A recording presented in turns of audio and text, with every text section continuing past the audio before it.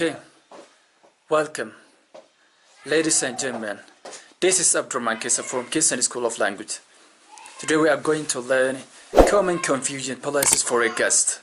Har'aan kana iddoo keessummaan itti keessummeeffamu kaawalii galaa maqaa wal fakkaatu waamnu keessattuyyuu for hotel management warroonni hoteela baratanu maqaa walii galaa kan nuti waluma qabnee waamnu garaagarummaa akka qabu afaan Ingiliffaa keessatti sanniin gargar baasanii ilaallaa jechuudha.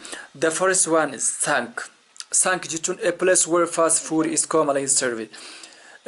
Keessattuyyuu yeroo thank iddoon jedhamu kun iddoo nyaanni soomaa itti tajaajila kennu jechuudha. Hot and soft drink wantoota ho'aa fi akkasumas akka lallaafaadha. Iddoo inni tajaajila akkasii itti kennu sun thank jedhama jechuudha. Fakkeenyaaf omelette, sandwich and hamburger are common food stuff served here. Wantoonni akkanaa kunniin baay'een tajaajila akka kennan thank iddoo jedhamu kana jechuudha. The second one is coffee. Coffee is known for drinks and cake is here. Coffee is commonly served. Okay. Coffee jechuun iddoo dhugaatii fi keekiin itti argamu. Keessattuyyuu bunni beekamaadha jechuudha iddoo kanatti. Iddoon akkanaa kun cafe jedhama. What is called cafeteria? Cafeteria no maal jechuudha. Cafeteria food and drinks are served here. Okay. Cafeteria ka jennu nyaataa fi dhugaatii illee iddoo itti tajaajila irraa argannu yookaan mootuu tajaajila itti kennamu jechuudha. The difference is on its price and place. Garaagarummaan cafe fi cafeteria waagaa fi maal gatii isaatii fi iddoo isaatii jechuudha. Cafeteria usually found in working placements to give and service to workers. Okay. Cafeteria yeroo baay'ee ka argamu iddoo hojiitii fi akkasumallee hojjettoota irraa jechuudha. And the price is usually cheaper than restaurants. Gatiin isaa rakasa restaurant caalu. Here self-serving is common practice. Okay. Iddoo keessattuyyuu hojjettootaaf wanda jenne iddoo itti ofumaa of keessummeessan, ofumaa nyaata itti fudhatan, ofumaa itti gargaaraman cafeteria like university. Okay. Iddoo akkanaa kunniin cafeteria jedhama jechuudha. And the other one is bar. Bar jechuun keenya hundi keenya ni beekna. Bar kan jennu alcoholic drinks are being served usually by bar ladies. Okay. Iddoo alkooliin itti gurguramu. Bar kan jennu keessattuyyuu ijoollee bar lady jechuun dubartoota warroota iddoo mana alkoolii sana hojjetan shamarran bar lady jedhaman kana kan tajaajilli kun kennamu bar lady jedhama jechuudha. And the other one is hope. Hope jechuun a place where mostly alcoholic drinks are being served. Kunillee akkaan iddoo alkooliin itti tajaajila kennamu yookaan immoo dhugaatii alkoolii akkaan itti argannu kun maal jennaani hope jennaani jechuudha. The other one is hotel. Hotel jechuun a place where food, drinks, bar and bedroom service. Okay. Iddoo nyaanni dhugaatiin akkasumallee bar kareef jenne sunillee algalleen iddoo algaa yookaan mootuyyuu ciisichaa sireen itti argamu hoteela jennaani jechuun.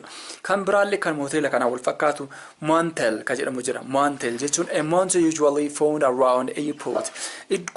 Motel ka jennuun kun buufata xiyyaaraatti yookaan immoo iddoo xiyyaarri bu'utti baay'inaan ka argamu.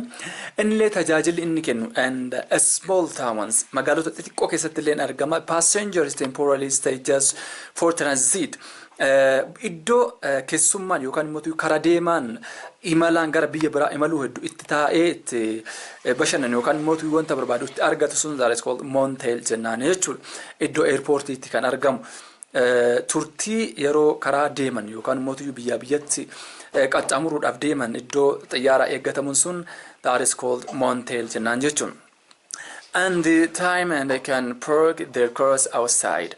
Iddoo kanatti warri passengerii warroon imaltoonni monteelii kanarratti makiina isaanii wantoota ittiin dhufan sana iddoo itti paarkii godhanii yookaan immoo itti tursiisanii itti dhaabanii hanga balaliidhaaf eeggatan kan tursiisan iddoon sun akkas jedhamti jechuudha. Luggage ka jedhamu jira. Luggage jechuun a place where low-ranking people, especially students, recreate in cheaper price. Tennis table, cheese, domain are commonly found. Okay. Iddoon kun immoo iddoo luggage jennuun iddoo baay'ee gatiin isaallee gad aanas ta'uu iddoo keessattuu barattoonni itti of bashannansiisan. Gatiin isaallee gad aanaa ta'e barattoonni keessattuu of bashannansiisan. Iddoo akkamii teenisiin jiru, taphni adda addaa jiru, iddoo keessattuu bashannanaa. Iddoo itti bashannanan gatiilee nyaataallee kaawwanirra kan salphaa ta'e iddoo bashannanni itti argamtu sun luggage jennaan jechuudha. Hostel kan jedhamu jira hostel. Okay? Kun mootu a rented house for longer duration stay. Iddoon kun mootu iddoo turtii dheeraadhaaf yeroo dheeraa yoo turuu barbaanne iddoo algaa itti qabannu yookaan mootu mana itti qabannu jechuudha. Okay? A rented house mana kireeffannee sa'aatii dheeraa yoo turuu barbaanne sa'aatii dheeraa jechuun guyyaas ta'uu danda'a torbaanis ta'uu danda'a ji'as ta'uu danda'a yeroo dheeraadhaaf mana kireeffannee itti turlu kun hostel jedhama jechuudha. Pension jechuun pension jechuun a place where only bed service is given for a short period of time.